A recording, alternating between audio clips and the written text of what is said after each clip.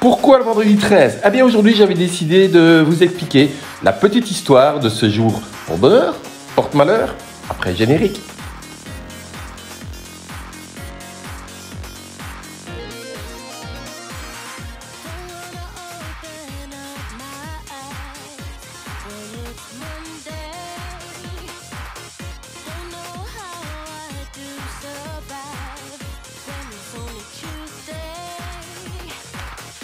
Le vendredi 13, c'est souvent associé à la malchance dans de nombreuses cultures occidentales.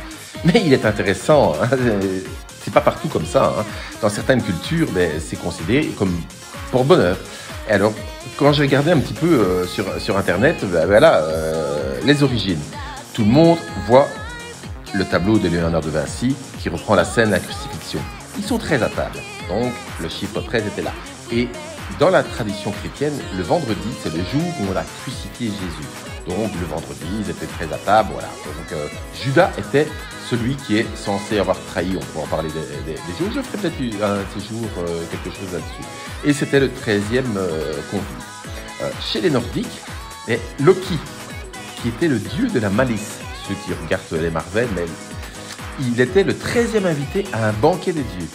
Ce qui a conduit à la mort de Balder, le dieu de la lumière. Ça aussi, c'est pas mal au niveau symbolique. Et de la beauté. Le vendredi 13 octobre 1307. Ça, c'est pour moi le plus marquant. C'est le jour où on a ordonné l'arrestation des chevaliers de l'ordre du Temple, les Templiers si vous préférez. Et ça a mené à la torture et à leur exécution.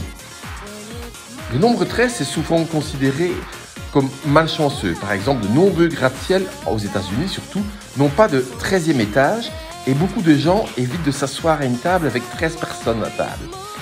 Bon, celui qui y croit. Moi, par exemple, je ne suis pas superstitieux, ça porte malheur. Donc, dans certaines cultures, pour certaines personnes, le vendredi 13 est considéré comme un jour de chance. Par exemple, en Italie, le 13, c'est souvent considéré comme porte-bonheur.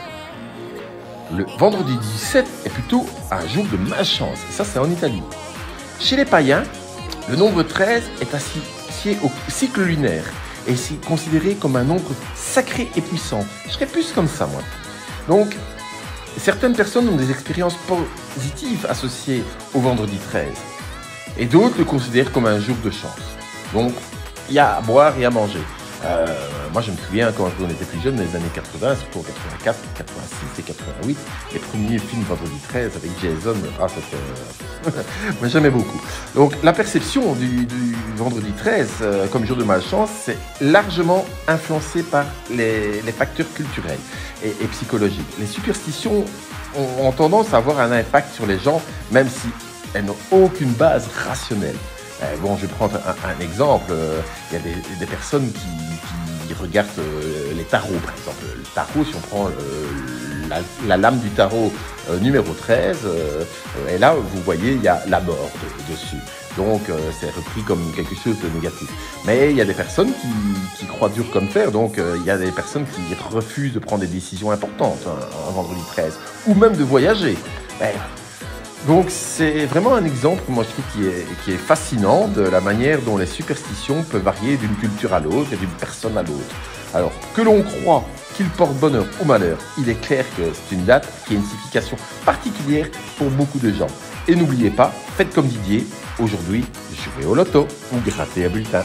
Allez, une bonne soirée et je suis en train de monter la prochaine vidéo sur Blanche-Neige.